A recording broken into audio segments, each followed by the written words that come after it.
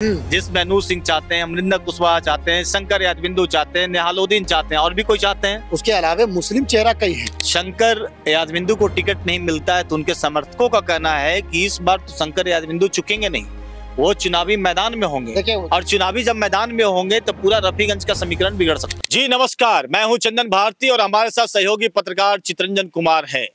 क्या रफीगंज विधानसभा क्षेत्र से आरजेडी की नैया से आरजेडी का नैया पार कर पाएंगे निहालुद्दीन, या आरजेडी के नैया को पार करने के लिए किसी और खेवैया को बुलाना पड़ेगा?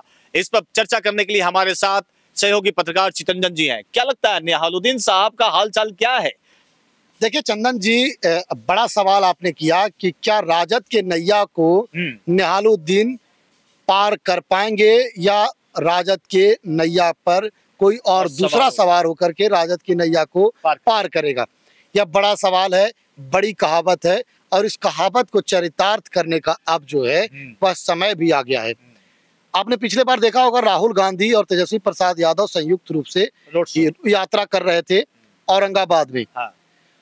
उस दौरान वे रफीगंज विधानसभा में भी गए थे, लेकिन जैसे ही उन राहुल गांधी की यात्रा रफीगंज विधानसभा में प्रवेश की, वैसे ही रफीगंज के एक गांव में विधायक निहालुद्दीन को विरोध का सामना करना पड़ा। यहाँ तक कि जैसा कि जानकारी है कि उन्हें उस गांव के लोगों ने बंधक तक बना लिया और बंधक तक बना करके राहुल गांधी के यात्रा में शामिल नहीं होने दिए। लेकिन इतना होने के बावजूद भी चितरंजन जी, आप देख रहे होंगे कि लगातार जो सोशल मीडिया पर खबर चल रहा है या भ्रामक खबर कह सकते हैं कि निहालुद्दीन को टिकट मिल गया, फाइनल हो गया। सच में क्या फाइनल हो गया क्या?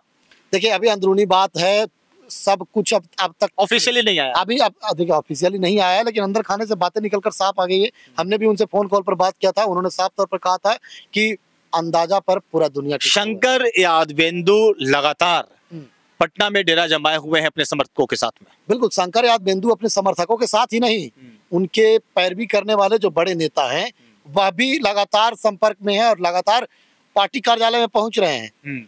वही नहीं, शंकर यादवेंदु के अलावे अमरिंदर कुशवाहा भी जो औरंगाबाद के राजद के जिला अध्यक्ष हैं, उनकी भी नजर रफीगंज पर टिकी हुई है। एक नाम और सामने निकल कर आ रहा है चंदन जी, जो रफीगंज से अमरिंदर कुशवाहा की नजर टिकी हुई है शंकर यादवेंदु के समर्थन में, या वो भी चाहते हैं? वो चाहते हैं कि हम शंकर यादवेंदु नहीं, अमरिंदर कुशवाहा खुद चाहते हैं खुद चाहते हैं। एक और नाम है चंदन जी, गया से जो पूर्व एमएलसी हैं अनुज सिंह, वह भी नजर गड़ाए हुए हैं कि उन्हें टिकट रफीगंज मिल जाए। मतलब इतना बड़ा आरजेडी में भी बहुत बड़ा खेमा है जिसमें अनूप सिंह चाहते हैं, अमरिंदर कुशवाहा चाहते हैं, शंकर यादविंदु चाहते हैं, निहालुद्दीन चाहते हैं और भी कोई चाहते हैं। उसके अलावा मुस्लिम चेहरा कई हैं। 3 नाम और है मुस्लिम चेहरा। कमेंट में भी हम लोग आ रहा था। हाँ बिल्कुल आ रहा है। तो ऐसे में टिकट पाना वहाँ काफी मुश्किल है। लेकिन निहालुद्दीन साहब का एज भी हो गया, उम्र हो गया है और वे हमेशा इस बात को कहते रहते हैं कि घुटना का बीमारी से हम ग्रसित हैं।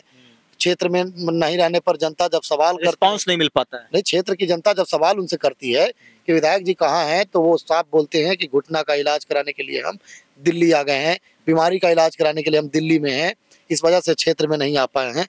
तो इस बात का विरोध जो है वह रफीगंज में है। इसका खामियाजा भी जो है, अगर निहालुद्दीन टिकट लेकर के आ जाते हैं तो निहालुद्दीन को भुगतना पड़ेगा। रफीगंज में इतना विरोध है।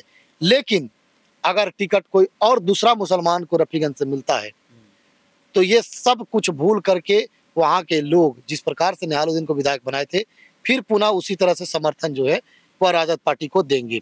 ऐसे में लेकिन एक चीज मैं आपको बता दूं कि अगर शंकर यादविंदु को टिकट नहीं मिलता है तो उनके समर्थकों का कहना है कि इस बार तो शंकर यादविंदु चुकेंगे नहीं, वो चुनावी मैदान में होंगे और चुनावी जब मैदान में होंगे तो पूरा रफीगंज का समीकरण बिगड़ सकता है। देखिए चंदन जी, शंकर यादविंदु तैयारी पूरी करके टिकट लेने गए हैं। एकदम उनकी तैयारी जो है वो 100% है और वो तैयारी पूरी कर लिए हैं। यहाँ तक कि जहाँ तक कि हमको जानकारी मिला है अंदरूनी मामला से, उनके अंदर खाने से, कि उन्होंने नॉमिनेशन पेपर भी तैयार कर लिया है, सब कुछ तैयार कर लिया है। बस अगर पार्टी टिकट देती है तो पार्टी के टिकट पर चुनाव लड़ेंगे और अगर पार्टी टिकट नहीं देती है तो वो निर्दलीय भी ताल ठोकेंगे। अच्छा ये बताइए, ये तो हो गया महागठबंधन खेमा की बात, अब एनडीए में क्या कुछ चल रहा है? देखिए एनडीए में प्रमोद कुमार सिंह लगातार संघर्ष कर रहे हैं और संघर्ष ही कर रहे हैं, संघर्ष कर रहे लेकिन लोग कहते हैं कि जदयू तो कह दिए भाई कि जहां जहां से हम चुनाव लड़े थे वहां से फिर भी चुनाव लड़ेंगे। इसको लेकर चिराग की पार्टी लोजपा रामविलास की टेंशन बढ़ी हुई है और लोजपा रामविलास के ही सिपाही है प्रमोद सिंह और इधर अशोक सिंह या उनकी पत्नी जो भी, तो लगता क्या है? चंदन जी, रफीगंज के पूर्व विधायक अशोक कुमार सिंह से हमने बात किया था, उन्होंने साफ तौर पर कह दिया है कि हम 12 तारीख को टिकट लेकर आ रहे हैं और 15 को नामांकन करेंगे।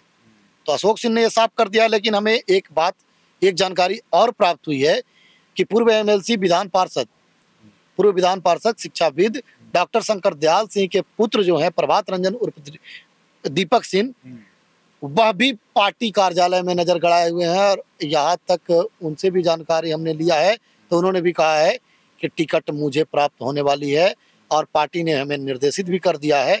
अब देखने वाली बात होगी कि दरअसल टिकट नीतीश कुमार किसको देते हैं और गठबंधन में टिकट किसको जाती है या सीट किसको जाती है। ये वही वाली कहावत हो गई कि एक अनार 100 बीमार, मतलब एक ग्रसित सब लोग है कि हमको मिलना चाहिए लेकिन मिलेगा तो एक ही को।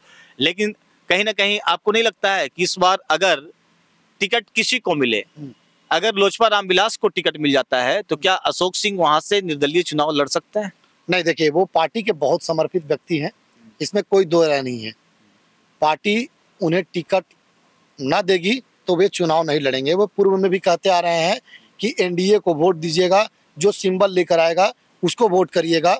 और एक मंच पर वो पिछले कार्यकर्ता सम्मेलन में वो दिखे भी थे, अशोक सिंह और प्रमोद सिंह दोनों एक दूसरे को सम्मानित कर रहे थे, मंच पर स्वागत कर रहे थे, तो एक साथ वो दिखे भी थे। और हर मंच पर उन्होंने कहा है कि पार्टी टिकट मुझे देती है तो मुझे ही वोट दीजिएगा, या अन्य किसी को देती है तो पार्टी को वोट दीजिएगा, एनडीए को वोट दीजिएगा। मिला जुलाकर दोनों गठबंधन और महागठबंधन और एनडीए में अभी रस्साकसी का माहौल बना हुआ है। ये जो हम बात कर रहे थे रफीगंज विधानसभा, जहां से नेहालुद्दीन साहब अभी के वर्तमान के विधायक हैं, इसी सीट से महागठबंधन में भी कई दावेदार हैं, तो वहीं पर एनडीए गठबंधन में भी कई दावेदार हैं। ये तो देखने वाली बात होगी। 12 से 13 तारीख तक लगभग सारा तस्वीर साफ हो जाएगा। आप देख, हमारी नजर भी बनी हुई है और आप देखते रहिए सिटी योग न्यूज। हमारे चैनल पर नए हैं तो चैनल को सब्सक्राइब कर दीजिए।